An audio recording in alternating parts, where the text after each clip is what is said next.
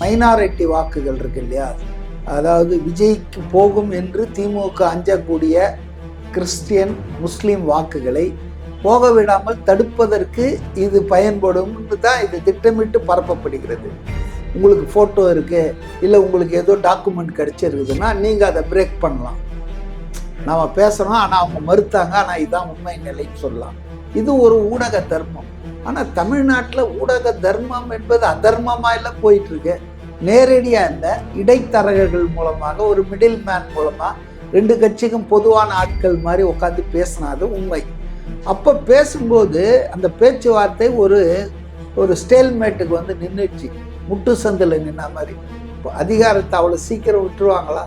கடைசி வரைக்கும் போராடுவாங்க.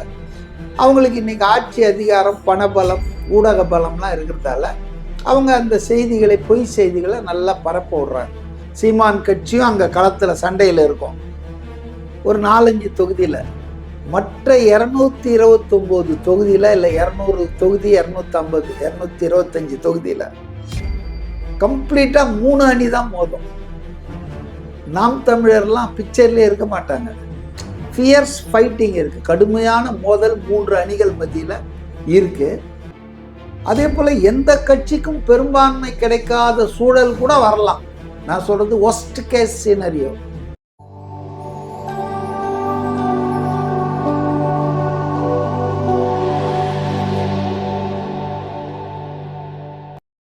சென்ஸ்புட் தமிழ் நேயர்களுக்கு வணக்கம். இன்று நம்மோடு நேர்காணல் பேசுவதற்காக அரசியல் விமர்சகர் திருமிகு CK மதிவாணன் அவர்கள் நம்மோடு இருந்திருக்கிறார். வாருங்கள், அவரோடு பேசலாம். சார் வணக்கம். சார் வணக்கம்.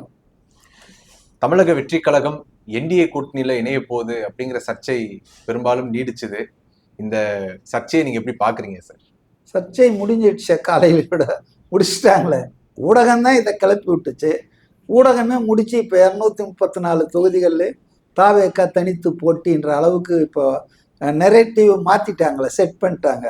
அதனால் இது ஒரு சர்ச்சையே இல்லைங்க. இது வந்து ஒரு பொய் செய்தியை திரும்ப திரும்ப ஊடக துணையோடு, ஊடகங்களை வச்சு மக்களிடையே பரப்பினால் மைனாரிட்டி வாக்குகள் இருக்கு இல்லையா, அதாவது விஜய்க்கு போகும் என்று திமுக அஞ்சக்கூடிய கிறிஸ்டியன் முஸ்லீம் வாக்குகளை போக விடாமல் தடுப்பதற்கு இது பயன்படும்னு தான் இது திட்டமிட்டு பரப்பப்படுகிறது.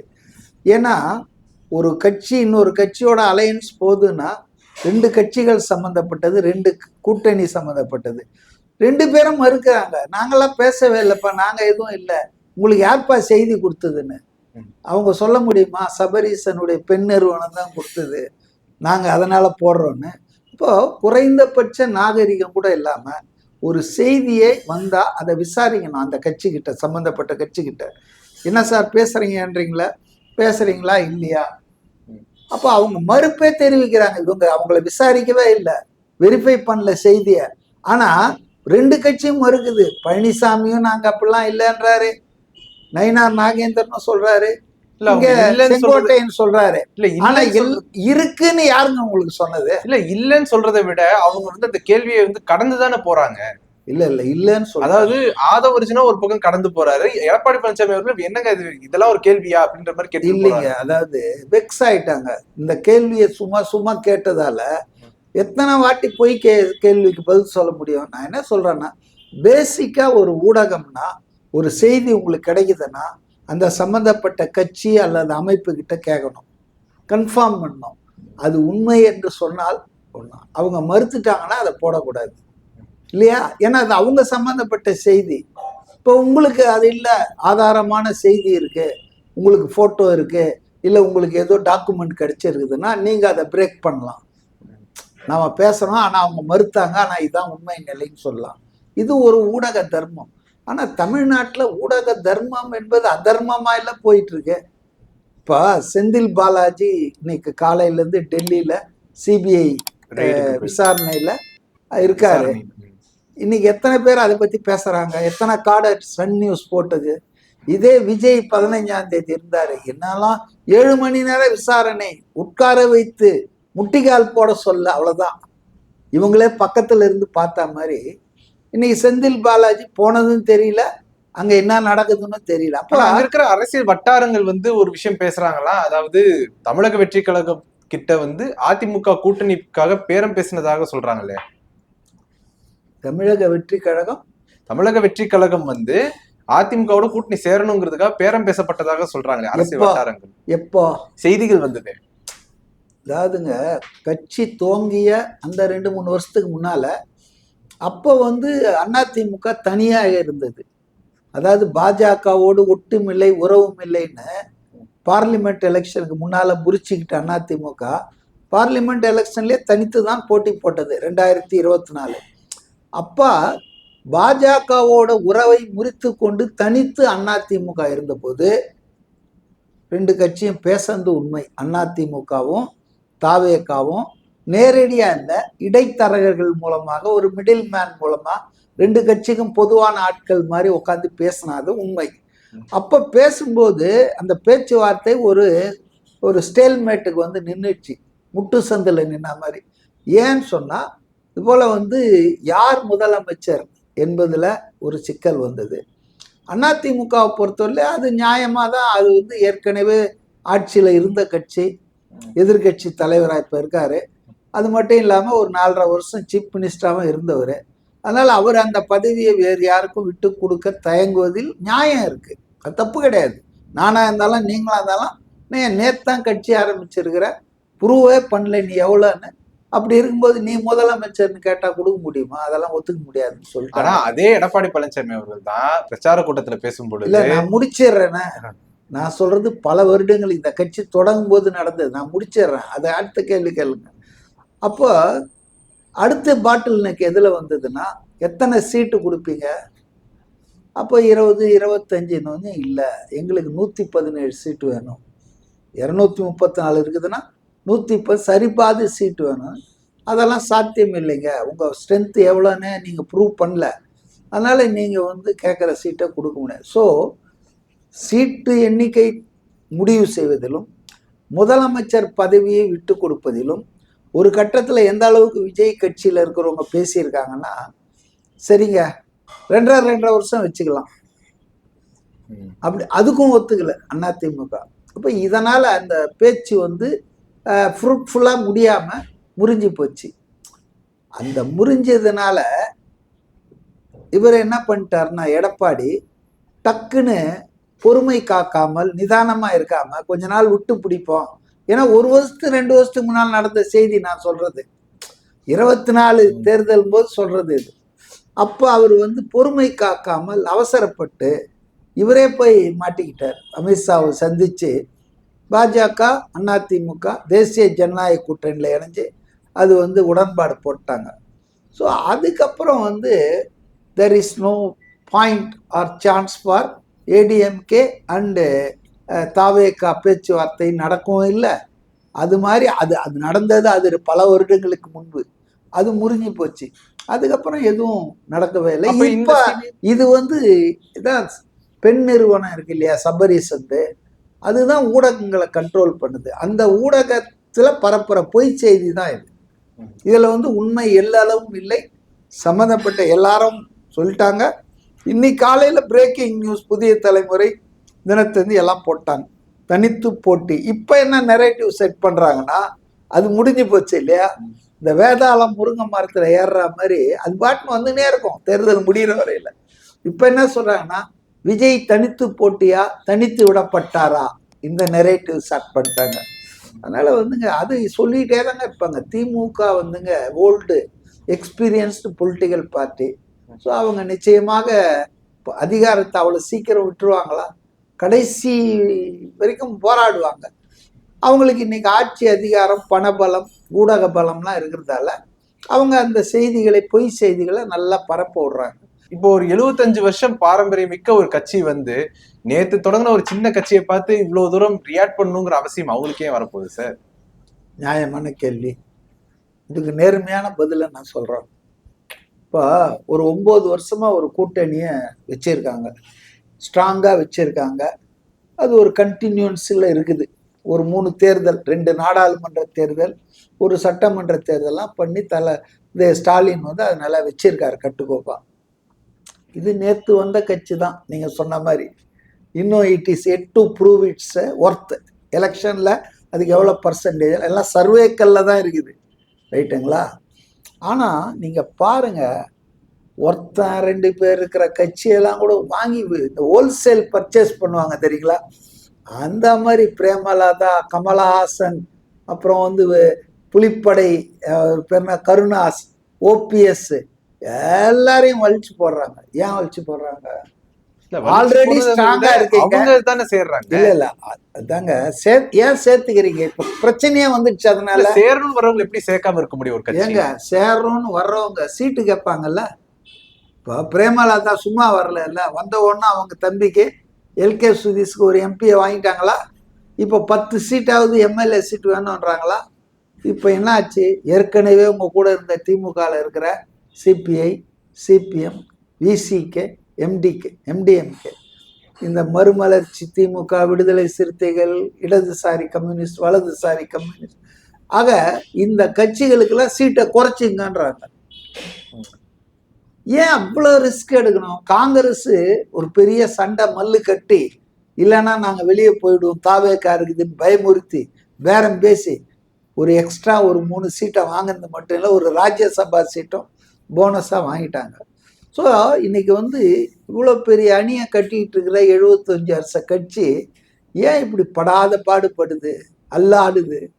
ஏன்னா அவங்களுக்கு தெரியுது, விஜய் வந்து ஒரு ஃபார்மிடபிள் ஃபோர்ஸாக among young voters, new voters and women voters, இந்த 3 செக்மெண்ட்டு. இப்போ மொத்தம் வாக்காளர்கள் தமிழ்நாட்டில் பார்த்தீங்கன்னா சாருக்கு அப்புறம், எஸ்ஐஆருக்கு அப்புறம் 5,67,00,000.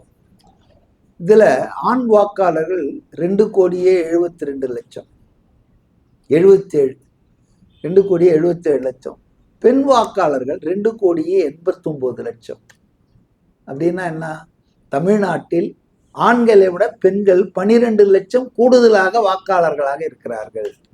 அதாவது சுருக்கமா சொன்னா பெண் வாக்காளர்களே பெரும்பான்மையாக இருக்கிறார்கள் தமிழ்நாட்டில்.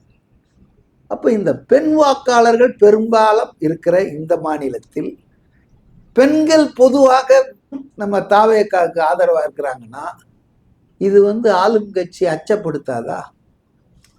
அப்போ இதனால வந்து நீங்க சொல்ற மாதிரி அந்த கட்சி ஏன் பயப்படுதுன்னா இதெல்லாம் தான் பயத்துக்கு காரணம். எங்கே அதிகாரம்? இன்னொன்னு சொல்ற ஹிஸ்டாரிக்கல் ரீசன். 1949 வந்து திமுக துவக்கப்பட்டது. அண்ணா அவர்களால் திகால இருந்து வெளியே வந்தாங்க. 52 தேர்தலில் அவங்களுக்கு அங்கீகாரம் இல்லாததால போட்டி போடல. 57 போட்டி போடுறாங்க. போட்டி போடும்போது ஒரு 15 பேர் தான் ஜெயிக்கிறாங்க. அப்புறம் 62 ஒரு 50 பேர் ஜெயிக்கிறாங்க.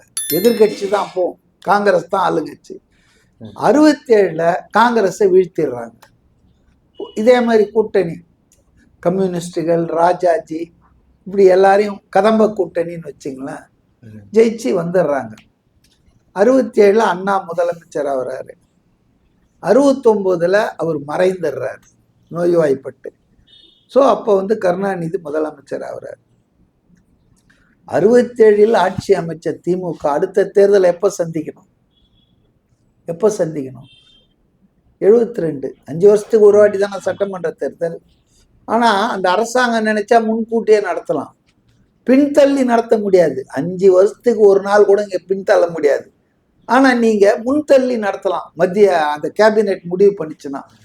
ஸோ அதனால் 72 நடக்க வேண்டிய தேர்தலை கருணாநிதி முதலமைச்சரானவனோ 2 வருஷத்தில் முன்கூட்டுறாரு, 71 நடத்தணுன்றார்.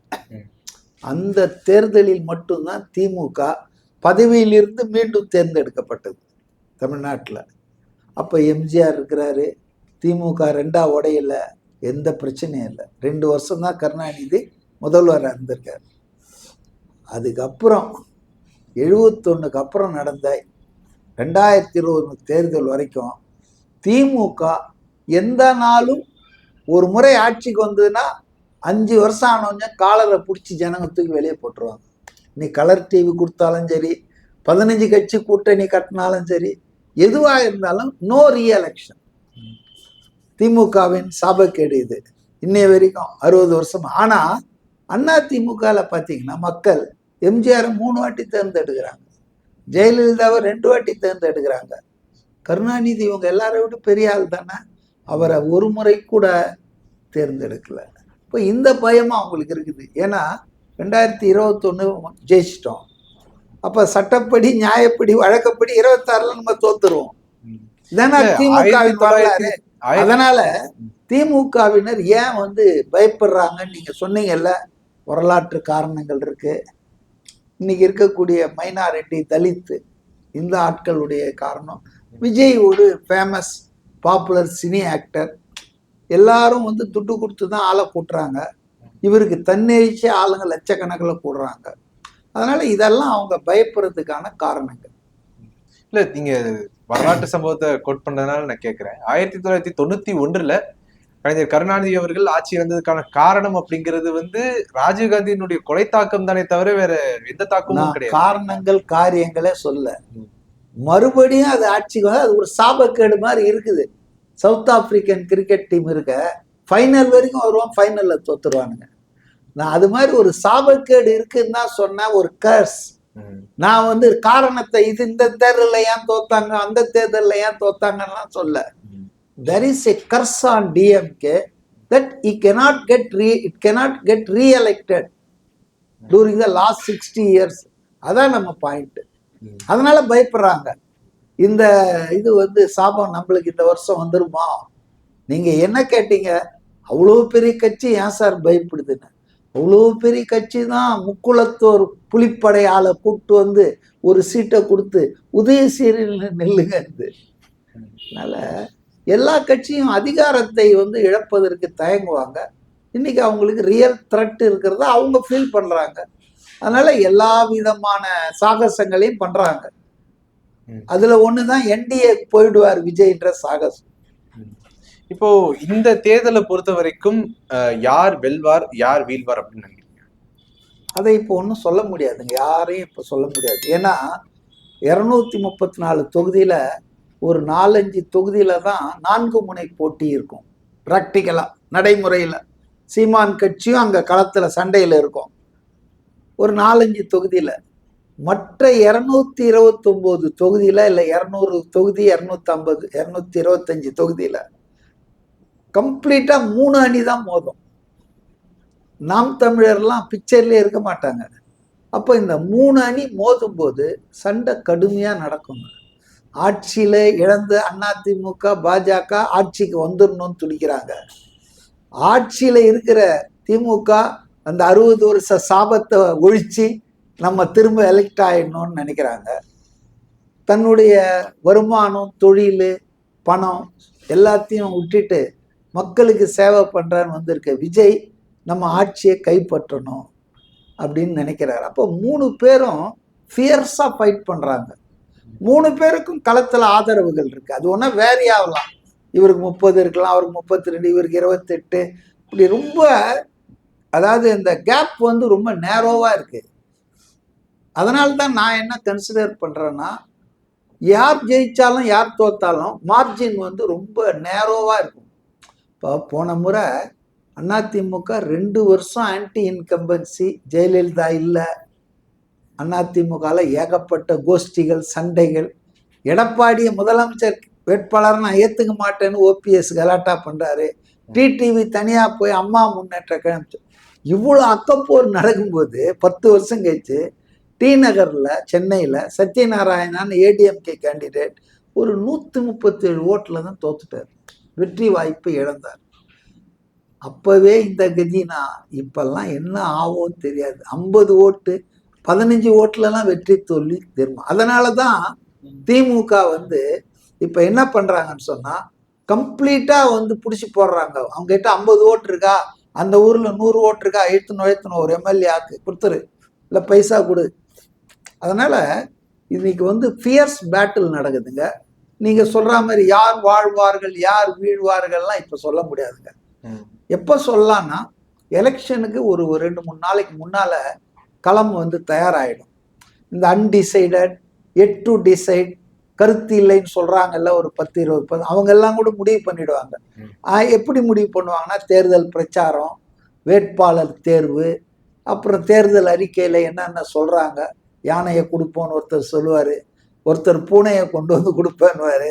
இப்படி இதெல்லாம் ஃபேக்டர் ஆகும் அவங்க கருத்து உருவாவதற்கு. அப்போ அந்த கருத்து உருவாக்கம் என்பது இன்னும் 30-35 நாள் இருக்கு. இப்போ சொல்ல முடியாதுங்க. ஆனால் ஒன்றை சொல்லாங்க, ஃபியர்ஸ் ஃபைட்டிங் இருக்கு, கடுமையான மோதல் 3 அணிகள் மத்தியில் இருக்கு. அதே போல் எந்த கட்சிக்கும் பெரும்பான்மை கிடைக்காத சூழல் கூட வரலாம். நான் சொல்றது ஒஸ்ட் கேஸ் சினரியோ நடக்கும்னு நான் சொல்ல. ஆனால் இந்த வரைக்கும் போகலாம். இந்த 3 பேர் மும்முனை போட்டி.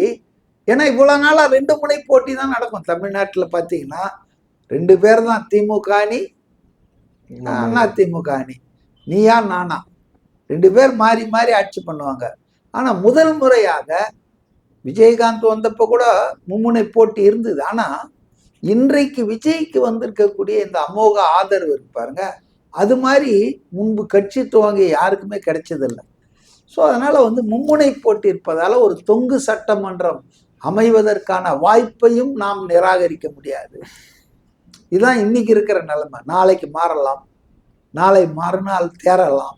ஆனால் அரசியல் கட்சிகள் ரிஸ்க் எடுக்க மாட்டாங்கல்ல, அதனால அவங்க ஃபுல் ப்ரிப்பரேஷன்ல இருக்காங்க. உங்களுடைய நேரத்தை ஒதுக்கி எங்களோட கருத்துல வந்தமைக்கு மிக்க நன்றி சார்.